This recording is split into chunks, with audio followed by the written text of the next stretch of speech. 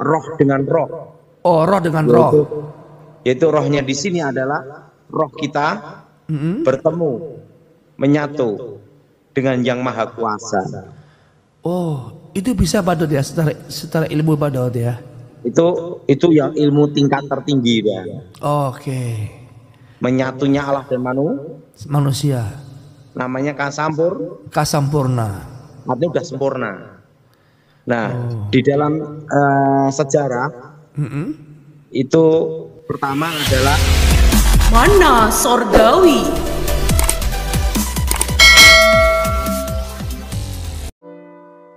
Kitab Efesus. Surat Paulus kepada jemaat di Efesus. Kitab Efesus pasal 1. Salam dari Paulus, Rasul Kristus Yesus oleh kehendak Allah, kepada orang-orang kudus di Efesus, orang-orang percaya dalam Kristus Yesus. Kasih karunia dan damai sejahtera dari Allah Bapa kita dan dari Tuhan Yesus Kristus menyertai kamu. Kekayaan orang-orang yang terpilih. Terpujilah Allah dan Bapa Tuhan kita Yesus Kristus, yang dalam Kristus telah mengaruniakan kepada kita segala berkat rohani di dalam surga. Sebab di dalam Dia, Allah telah memilih kita sebelum dunia dijadikan, supaya kita kudus dan tak bercacat di hadapannya. Dalam kasih Ia telah menentukan kita dari semula oleh Yesus Kristus untuk menjadi anak-anak-Nya, sesuai dengan kerelaan kehendak-Nya, supaya terpujilah kasih karunia-Nya yang mulia, yang dikaruniakannya kepada kita di dalam Dia yang dikasihinya. Sebab di dalam Dia dan oleh darah-Nya, kita beroleh penebusan, yaitu pengampunan dosa, menurut kekayaan kasih karunia-Nya, yang dilimpahkannya kepada kita dalam segala hikmat dan pengertian. Sebab Ia telah menyatakan rahasia kehendak-Nya kepada kita, sesuai dengan rencana kerelaannya, yaitu rencana kerelaan yang dari semula telah ditetapkannya di dalam Kristus, sebagai persiapan kegenapan waktu untuk mempersatukan di dalam Kristus, sebagai kepala segala sesuatu, baik yang di sorga maupun yang di bumi. Aku katakan di dalam Kristus, karena di dalam Dialah kami mendapat bagian yang dijanjikan, kami yang dari semula ditentukan untuk menerima bagian itu sesuai dengan maksud Allah, yang di dalam segala sesuatu bekerja menurut keputusan kehendak-Nya, supaya kami yang sebelumnya telah menaruh harapan pada Kristus, boleh menjadi puji-pujian bagi kemuliaan-Nya. Di dalam Dia kamu juga, karena kamu telah mendengar firman kebenaran, yaitu Injil keselamatanmu. Di dalam Dia kamu juga, ketika kamu percaya, dimeteraikan dengan Roh Kudus yang dijanjikannya itu. Dan Roh Kudus itu adalah jaminan bagian kita sampai kita memperoleh seluruhnya, yaitu penebusan yang menjadikan kita milik Allah untuk memuji kemuliaan-Nya. Doa untuk pengertian tentang kemuliaan Kristus. Karena itu, setelah aku mendengar tentang imanmu dalam Tuhan Yesus dan tentang kasihmu terhadap semua orang kudus, aku pun tidak berhenti mengucap syukur karena kamu. Dan aku selalu mengingat kamu dalam doaku dan meminta kepada Allah Tuhan kita Yesus Kristus, yaitu Bapa yang mulia itu, supaya Ia memberikan kepadamu roh hikmat dan wahyu untuk mengenal Dia dengan benar, dan supaya Ia menjadikan mata hatimu terang, agar kamu mengerti pengharapan apakah yang terkandung dalam panggilannya, betapa kayanya kemuliaan bagian yang ditentukannya bagi orang-orang kudus, dan betapa hebat kuasanya bagi kita yang percaya, sesuai dengan kekuatan kuasanya, yang dikerjakannya di dalam Kristus dengan membangkitkan Dia dari antara orang mati dan mendudukkan Dia di sebelah kanannya di surga, jauh lebih tinggi dari segala pemerintah dan penguasa dan kekuasaan dan kerajaan dan tiap-tiap nama yang dapat disebut, bukan hanya di dunia ini saja, melainkan juga di dunia yang akan datang. Dan segala sesuatu telah diletakkannya di bawah kaki Kristus, dan Dia telah diberikannya kepada jemaat sebagai kepala dari segala yang ada. Jemaat yang adalah tubuhnya, yaitu kepenuhan Dia yang memenuhi semua dan segala sesuatu. Efesus pasal 2. Semuanya adalah kasih karunia. Kamu dahulu sudah mati karena pelanggaran-pelanggaran dan dosa-dosamu. Kamu hidup di dalamnya karena kamu mengikuti jalan dunia ini. karena kamu mentaati penguasa kerajaan angkasa, yaitu roh yang sekarang sedang bekerja di antara orang-orang durhaka. Sebenarnya dahulu kami semua juga terhitung di antara mereka, ketika kami hidup di dalam hawa nafsu daging dan menuruti kehendak daging dan pikiran kami yang jahat. Pada dasarnya, kami adalah orang-orang yang harus dimurkai, sama seperti mereka yang lain. Tetapi Allah yang kaya dengan rahmat, oleh karena kasih-Nya yang besar, yang dilimpahkannya kepada kita, telah menghidupkan kita bersama-sama dengan Kristus, sekalipun kita telah mati oleh kesalahan-kesalahan kita. Oleh kasih karunia kamu diselamatkan, dan di dalam Kristus Yesus Ia telah membangkitkan kita juga dan memberikan tempat bersama-sama dengan Dia di sorga, supaya pada masa yang akan datang Ia menunjukkan kepada kita kekayaan kasih karunia-Nya yang melimpah-limpah sesuai dengan kebaikan-Nya terhadap kita dalam Kristus Yesus. Sebab karena kasih karunia kamu diselamatkan oleh iman. Itu bukan hasil usahamu, tetapi pemberian Allah. Itu bukan hasil pekerjaanmu. Jangan ada orang yang memegahkan diri. Karena kita ini buatan Allah, diciptakan dalam Kristus Yesus untuk melakukan pekerjaan baik yang dipersiapkan Allah sebelumnya. Ia mau supaya kita hidup di dalamnya, dipersatukan di dalam Kristus. Karena itu ingatlah bahwa dahulu kamu sebagai orang-orang bukan Yahudi menurut daging, yang disebut orang-orang tak bersunat oleh mereka yang menamakan dirinya sunat, yaitu sunat lahiriah yang dikerjakan oleh tangan manusia, bahwa waktu itu kamu tanpa Kristus, tidak termasuk kewargaan Israel dan tidak mendapat bagian dalam ketentuan-ketentuan yang dijanjikan, tanpa pengharapan dan tanpa Allah di dalam dunia. Tetapi sekarang di dalam Kristus Yesus, kamu yang dahulu jauh sudah menjadi dekat oleh darah Kristus.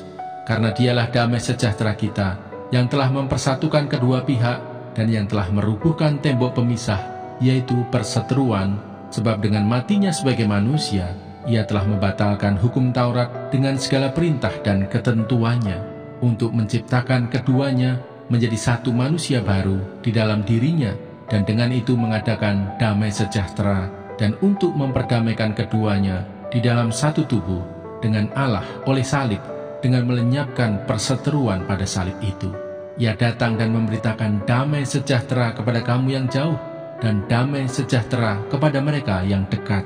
Karena oleh Dia kita kedua pihak dalam satu roh beroleh jalan masuk kepada Bapa. Demikianlah kamu bukan lagi orang asing dan pendatang, melainkan kawan sewarga dari orang-orang kudus dan anggota-anggota keluarga Allah, yang dibangun di atas dasar para rasul dan para nabi, dengan Kristus Yesus sebagai batu penjuru. Di dalam Dia tumbuh seluruh bangunan, rapi tersusun menjadi bait Allah yang kudus di dalam Tuhan. Di dalam Dia kamu juga turut dibangunkan menjadi tempat kediaman Allah di dalam roh. Di luar apa? Di luar tubuh, Pak Daud.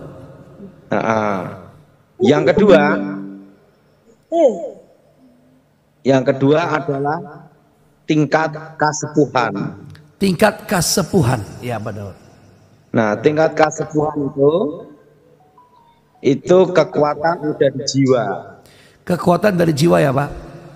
Nah, makanya sehingga ada namanya komunikasi dengan roh. Oh, jadi kita ini kalau orang yang di luar Tuhan bisa komunikasi dengan roh ya Pak Daud ya, yang punya ilmu Pak Daud ya. Iya, itu namanya tingkat kedua kasepuhan. Kasepuhan, ya. Tingkat kedua. Kalau dulu bertobat kasepuhan atau disebut ilmu tua.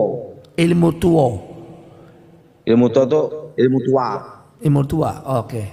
Itu berhubungan dengan ilmu batin.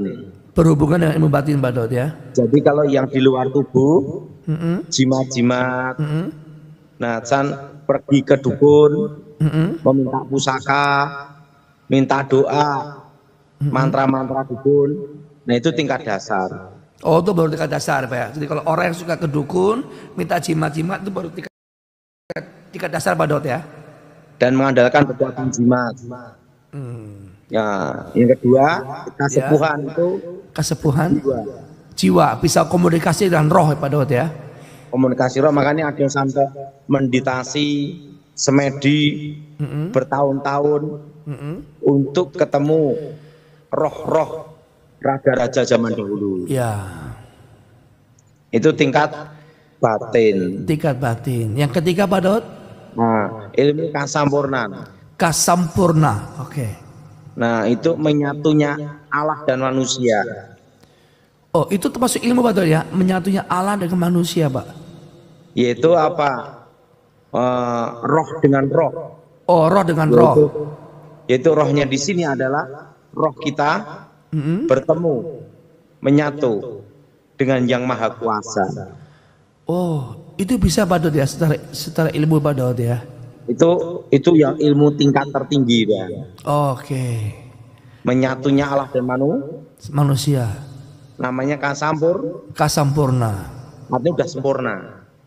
Nah, di dalam sejarah itu pertama adalah Gajah Mada. Yang tingkat sempurna.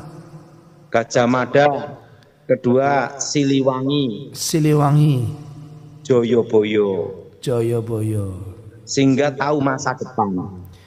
Tahu masa depan. Itu berarti ilmu kasampurna Pak Daud ya. Nah, maka ada yang namanya Jongko Joyoboyo. Jongko Jogoboyo. Yaitu apa? Dia sudah sampai tingkat manunggaling kawula kalih Gusti, mencatunya Allah dan manusia.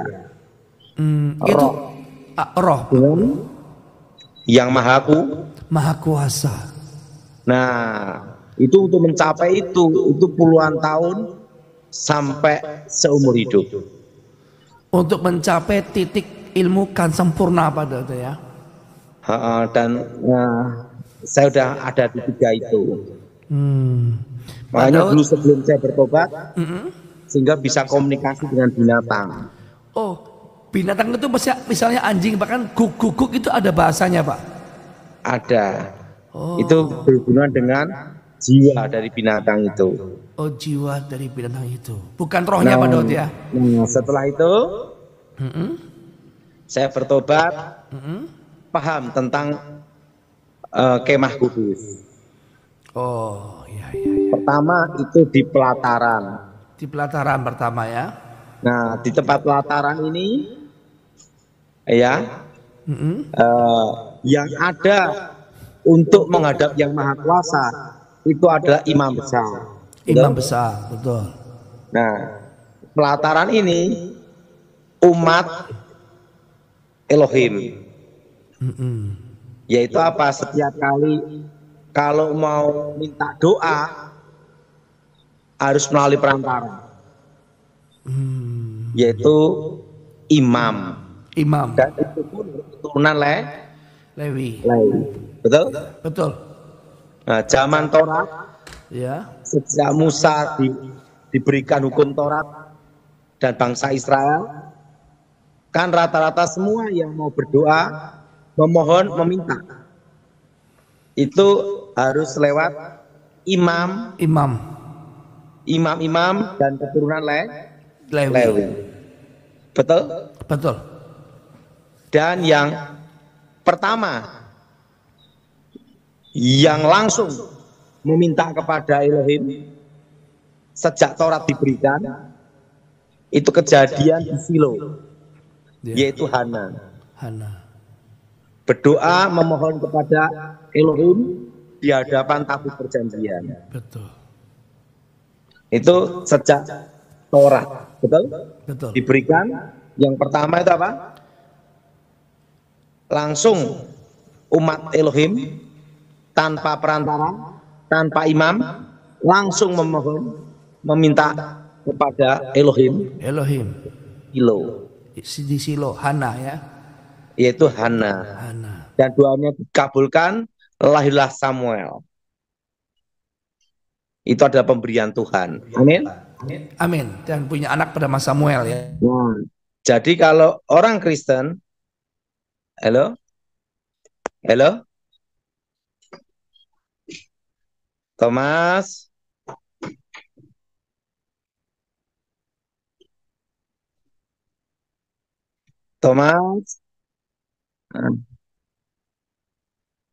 Nah, jadi kalau orang Kristen yang sering minta doa pendeta pakai perantara, iya Pak Daud, pakai perantara Setelah itu minta tolong pendeta, didoakan pendeta dengan minyak kudus, yaitu minyak urapan. Nah setelah itu diberkati pendeta, jadi itu masih di pelataran. Di pelataran. Ya. Ada Ya, di mana? Di pelataran, Pak Daud. Nah yang kedua tempat kudus. Tempat kudus. Nah tempat kudus itu di mana kita lebih dekat dengan Tuhan, sudah tidak lewat perantara lagi. Yaitu apa? Mendekat kepada Tuhan, tidak mengandalkan hal-hal yang di perantara. Perantara, apapun itu ya. Pendeta, hamba Tuhan, termasuk minyak urapan, nabi. Karena itu sudah di tempat kudus. Betul? Jadi berdiam tempat kudus bisa langsung berdoa connect sama Tuhan, Pak Daud ya. Iya. Ya. Nah, yang ketiga, bait Allah kita ini, roh Tuhan ada dalam diri kita. Itu jadi kita orang Kristen itu sudah. Ini untuk kalangan sendiri ya, Thomas. Ya, betul. Itu sudah tertinggi. Tertinggi ya di kalangan Kristen, kepercayaan kita ya, Pak. Menyatu di hidup kita, tubuh kita adalah bait Allah. Betul. Di kalangan kita orang percaya Yesus ya, Pak. Nah, ingat di ruang Maha Kudus itu adalah tabut perjanjian Tuhan semesta Elohim. Nah, Tuhan Elohim semesta alam, betul? Alam, betul Pak Daud. Jadi orang yang percaya Yesus itu akan lebih karena roh Allah tuh ada di dalam hidup kita, Pak ya. Roh Elohim menyatu dengan kita. Jadi kita orang percaya Yesus ya Pak jauh lebih tinggi, Pak ya. Jadi kalau kita percaya Yesus, ingat Yesus berkata apa? Kamu tidak sendirian. Ya. Ada roh Elohim. Amin. Ya, beri kemuliaan bagi nama Tuhan, saudara ya. Menyatunya Allah dan manusia. Menyatunya. Kebangkitan. Nah, setelah bertobat, tubuh kita adalah bait Elohim, roh Elohim ada dalam diri kita. Amin. Dan itu ada yang tertinggi. Ada yang tertinggi. Jadi kita nggak perlu berpuasa, nggak perlu seumur hidup mencari, tapi saat kita percaya seketika itu Pak Daud ya, roh Allah menyatu dengan kita, Pak ya. Ya. Itu Thomas pemahaman tentang bait Elohim. Bait Elohim, ya dahsyat ya. Oke, tanya jawab, Mas. Oke, Pak Daud. Mau tanya apa, Thomas? Ya, Pak Daud, saya agak tertarik nih. Tadi kasampurna adalah roh Allah menyatu dengan manusia. Itu Allah yang apa, Pak? Allah bagaimana, Pak? Kepercayaan sebelum saya bertobat adalah yang maha kuasa. Yang maha kuasa ya. Sang yang murbeng dumadi. Sang pencipta yang mengadakan yang tidak ada menjadi ada. Tetapi tidak dikenal. Gitu ya. Tapi jadi, sekarang aku mengenal. Kita mengenal Allah Elohim Kristus. Siap Pak Daud? Oke, paham Pak Daud. Yes Pak Daud, paham Pak Daud. Tahun ini kan sudah terasa resesinya kan? Sudah Pak Daud, terasa sekali Pak Daud di mana-mana ya. Itulah resesi yang sebenarnya. Gitu ya Pak Daud. Apa Pak Daud tips-tipsnya Pak Daud untuk jemaat Pak Daud yang hari ini ada 100 lebih? Kan saya udah ngomong supaya berkebun. Ya. Kalau yang belum mau nurut Pak Daud? Yang belum mau nurut gimana Pak Daud? Masih belum berkebun mungkin? Mulai berkebun, nanam sayur, minimal cabai lah di rumah-rumah. Jadi yang suka makan cabai ya, tanam cabai, tanam sawi, di kotak tospek. Nah, karena kondisi seperti ini masih sampai tahun 2026. Wow. Jadi bukan masa presidennya Pak Daud ya, ini memang sudah harus terjadi siapapun presidennya Pak Daud ya. Untungnya kalau presidennya Prabowo, resesinya tidak berat sekali. Tidak berat karena keamanan terjamin Pak Daud ya. Dan keamanan terjamin.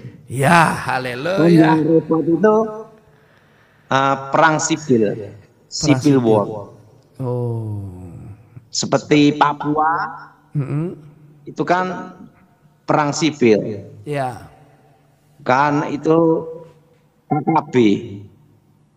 Nah, nanti kalau sudah berubah menjadi OPM, nah itu udah namanya pemberontakan. Yes. Nah, pemberontakan, beda lagi ceritanya. Iya Pak Daud. Nah, kalau sekarang masih perang sipil. Kayak Ambon dulu itu perang sipil. Iya. Poso itu perang sipil. Betul. Belum kategori pemberontakan. Ya. Nah, kalau di Indonesia pemberontakan itu kan G30 PKI. Ya. Nah, itu pemberontakan.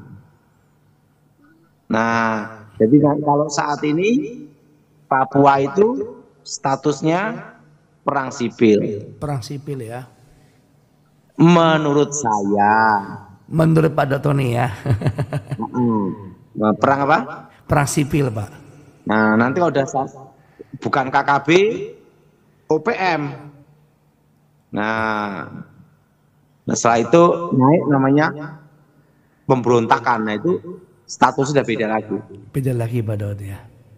Siap Pak Daud, siap. Nah, tapi yang jelas itu untuk analisa saya, pendapat saya. Ya. Ya. Siap Pak Daud. Jadi dibedakan di sini. Ya. Kalau sekarang masih perang apa, Mas? Perang sipil Pak Daud. Nanti kalau udah ya. itu masih namanya siaga tempur. Siaga tempur ya. Nah, tapi kalau udah tempur beda lagi. Iya Pak Daud. Nah, jadi tahun depan kalau presidennya itu Pak Prabowo, resesinya aman. Aman ya. Karena dia utamakan dalam pengamanan dulu supaya tidak ada perang sipil. Perang sipil. Kalau perang sipil tambah susah lagi ekonominya Pak Daud ya. Tambah susah lagi. Tambah. Kan perang sipil pernah terjadi di Sambut. Ya. Itu perang apa? Sipil. Ambon itu perang sipil. Perang sipil. Nah, Palu Ambon ya, Ambon. Poso Poso itu perang sipil. perang sipil. Nah, tapi kalau Prabowo jadi presiden, yang didahulukan keamanan supaya menghindari perang sipil. Yes. Penting itu ekonomi bisa bergerak atau bertahan atau stabil atau kondusif bila keamanan nomor satu. Ya. Dan itu keamanan itu harus gabungan sinergi antara TNI, Polri, dan masyarakat Indonesia. Yes. Untuk sadar. Ya. Karena TNI bersama rakyat, untuk rakyat, berasal dari rakyat, kembali untuk rakyat, dan menyatu dengan rakyat, membela rakyat. Amin. Itu TNI. Berjuang bersama Rakyat. Nah itu Thomas. Yes. Jadi aman tahun depan. Amin. Supaya ekonomi aman, harus aman negara, tidak ada perang gitu. Yes. Gimana Thomas pendapat saya? Luar biasa Pak Daud.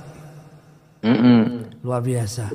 Nah nanti tahun depan bila dilakukan makan gratis, nah itu nanti didahulukan adalah ibu-ibu hamil, wanita hamil, fakir miskin, anak yatim, yatim piatu, dan apa tuh SD negeri. Nah, yang di desa-desa. Nah, kalau yang di kota kan udah banyak KFC. Dan yang bisa melakukan ini logistiknya adalah militer. TNI.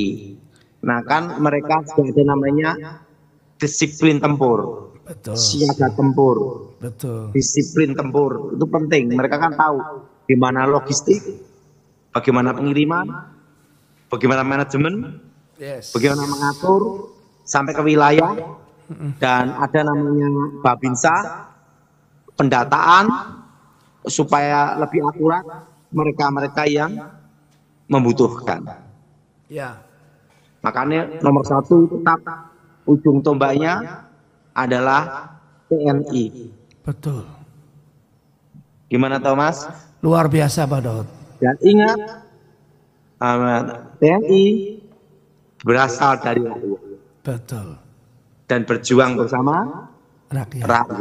Amin. Dan membela rakyat. Untuk rakyat Indonesia. Maka disebut tulang punggung negara. Amin. Nah, Pak Daud tertekan, Pak Daud, unmute-nya, suaranya. Pak Daud tertekan. Tekan lagi Pak Daud, suaranya.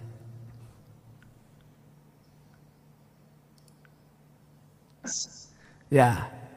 Menurut Thomas, apa yang disebut wilayah NKRI yang diakui dunia internasional? Gimana Pak Daud? Apa yang disebut wilayah NKRI? Negara yang kesatuan yang diakui Pak. Dari wilayahnya mana? Dari Sabang sampai Merauke Pak. Berdasar apa? Ya ini luar biasa nih Pak Daud, pertanyaannya geografis sekali ini ya. Nah sekarang tak beritahu. Yes. Yang disebut wilayah NKRI, ingat, adalah bekas jajahan Belanda. Oh, bekas jajahan Belanda. Ingat, Timor Leste itu Portugal. Makanya Timor Leste lepas. Nah, jelas? Jelas. Nah, Malaysia, Kalimantan, tapi jajahan Inggris. Lepas. Nah, yang disebut NKRI, nah adalah wilayahnya, teritorialnya adalah jajahan Belanda. Mana Sorgawi?